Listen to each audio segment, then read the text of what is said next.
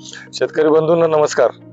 आज आपण आहोत गंगापूर, तालुका गंगापूर, जिल्हा छत्रपती संभाजीनगर येथे.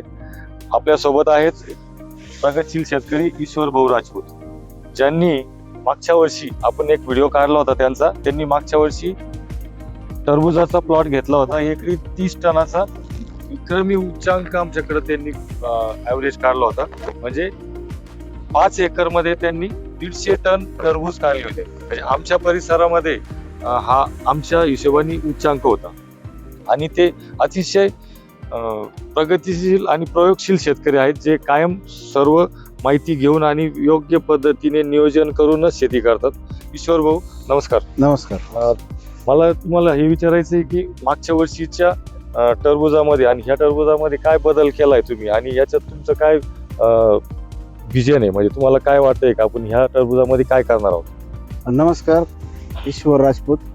आपण ह्या वर्षी डाळिंबामध्ये आंतरपीक म्हणून टरबूज घेतलेलं आहे आणि 2 लिटर डिस्चार्जची तुफानी नळी वापरलेली.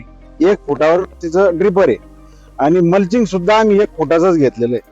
म्हणजे खतं आणि पाणी त्याला व्यवस्थित प्रॉपर पोहोचतील ही ऑटोमॅटिक काळजी त्या मल्चिंगमुळे नळीची हे झालं.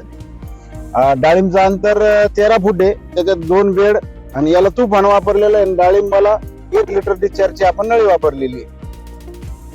आणि याचा फायदा असा, जे मागच्या वर्षी आपल्याला फायदा झाला त्याच्यामुळे आपण ह्या वर्षी तुफानच वापरलं.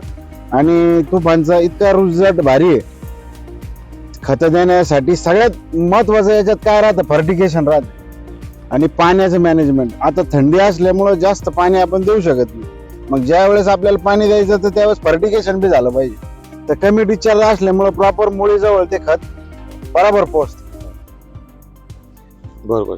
आणि याच्यामध्ये पण तुम्ही मागच्या वर्षी सारखं डिझाईनचं काही हो. आणि आपण हे पण करताना, जसं मागच्या वर्षी आपण सेपरेट प्लॉट होता 5 एकरचा, तर इथं आपण डाळिंबमध्ये बळीराजा ॲग्रो सर्व्हिसेस असन यांच्याकडून यांच्या टीमने सर्वे केला, डिझाईन केलं आणि त्याच्यानंतर आम्ही ते सगळं इन्स्टॉलेशन केलं.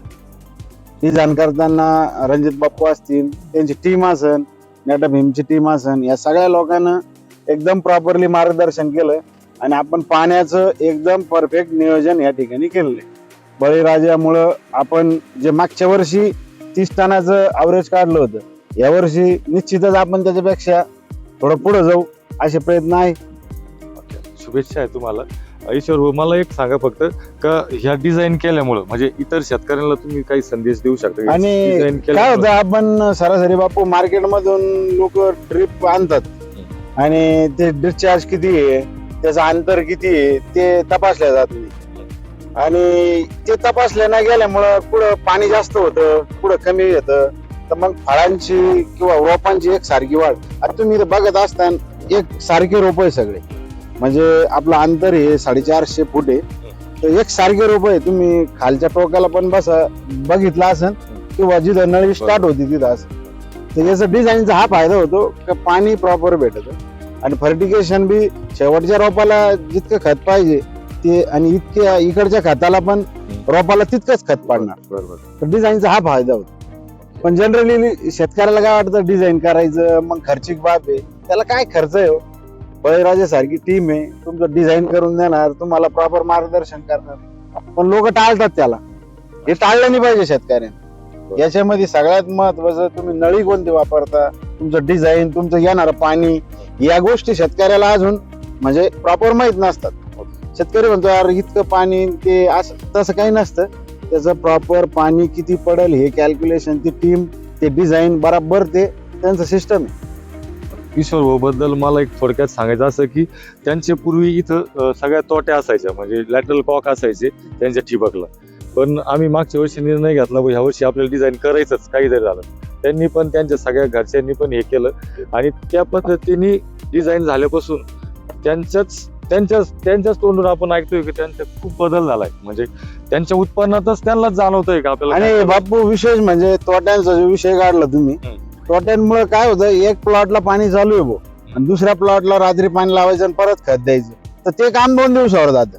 म्हणजे माणूस ते फर्टिगेशन करीन का त्या तोट्या बदलीन, त्याच्यामुळे ते प्लॉट मागे पुढे होतो. तो सगळ्यात महत्वाचा फायदा आहे. वॉल सिस्टम असेल, तुमचं सेंट्रलाइज असेल, हे सगळ्यात महत्वाचं हे हळूहळूच होत असते, बरं. पण याच्यात घुसलं पाहिजे शेतकऱ्यांना. ईश्वर भाऊ, आता आपण हे जे दिसतंय का इथून बरोबर तुम्ही जे म्हटले की हे सारखं झाड आहे आणि हा. खरोखर हे एकूण एक पीक सारखं आहे, एकदम सगळं सगळं एकदम सारखं आलेलं आहे.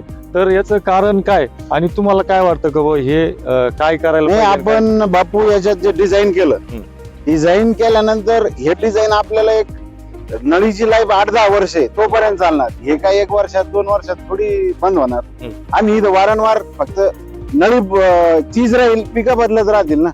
तर मग डिझाईन केल्यामुळे आम्हाला फायदा असा झाला की खत प्रॉपर देता आले आणि मार्केटमध्ये आपण जी जनरल नळी आणायचो ती नळी आणि ह्या नळीत खूप मोठा फरक आहे ना. आपला खर्च तर कमीच झाला उलट, पण डिझाईन मुळे आपल्याला फायदा सुद्धा झाला त्या गोष्टी. बरोबर. हो. आणि तुम्हाला काय वेगळं भेटलं म्हणजे समजा बळीराजाच्या टीम कडून तुम्हाला नाही, काय मग बदल झाले? बळीराजाच्या टीम कडून म्हणा, तुमचं जे डिझाईन मुळे जे प्रॉपर त्याचं पाणी असन, तुमची सर्व्हिस जे टीमची का भाऊ समजा आम्हाला डिस्चार्ज किती भेटतोय, ते पाणी किती पडतंय, तर ते प्रॉपर येऊन चेक केल्यानंतर इथं ते जे दिसतंय आपल्याला डोळ्यानं दिसतंय की झाड एकसारखे, पाणी एकसारखं पडतंय. तर मग सर्व्हिस अशी भेटली तुमची की आम्हाला पाणी त्याचं किती डिस्चार्ज येतोय. आता हा डिस्चार्ज कसा येतो तर त्याचं प्रेशर गेज किती येतोय.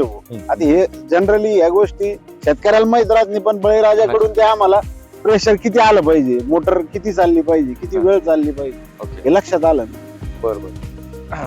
आणि समजा तुमचं याचं जे आहे का किती काळ तुम्हाला ही सर्व्हिस म्हणजे जर नुसतं विकून मोकळे होतात बळीराजाची टीम का काही वेगळं? नाही, तसं आम्हाला आता आम्ही खूप वर्षापासून बळीराजासोबत जोडलेलो आहे. तर प्रत्येक प्लॉटला आम्हाला त्यांची सर्व्हिस असन, वेळोवेळी मार्गदर्शन असन पाण्याबद्दल, का भाऊ किती डिस्चार्ज होतोय, किती प्रेशर येतोय, त्यांची टीम आम्हाला सतत मार्गदर्शन करत असते. त्याच्यामुळे असं काही नाही की भाऊ आम्ही बसवलं आणि बळीराजाने आम्हाला दिलं आणि आम्ही ते घेऊन आलो, बळीराजानंतर आलंच नाही असं नाही. आम्हाला सर्व्हिस भेटते बळीराजाची. बळीराजा टीमचे खूप खूप धन्यवाद. आम्हाला याच्या पहिले काय व्हायचं, जनरली बापू आपण लोकल नळी वापरायचो, मग त्याचं प्रेशर किती येतंय, तिचं अंतर किती चाललं पाहिजे, या गोष्टी माहित नव्हत्या ना. आणि माणूस शिकतच पुढे जात आणि त्याच्यात बळीराजा टीमची आम्हाला मार्गदर्शन भेटल्यामुळे अजून ते प्रॉपर झाला. या आणि अशाच माहितीसाठी शेतकरी बंधूंना तुम्ही संपर्क करू शकता बळीराजा ॲग्रो सर्व्हिस.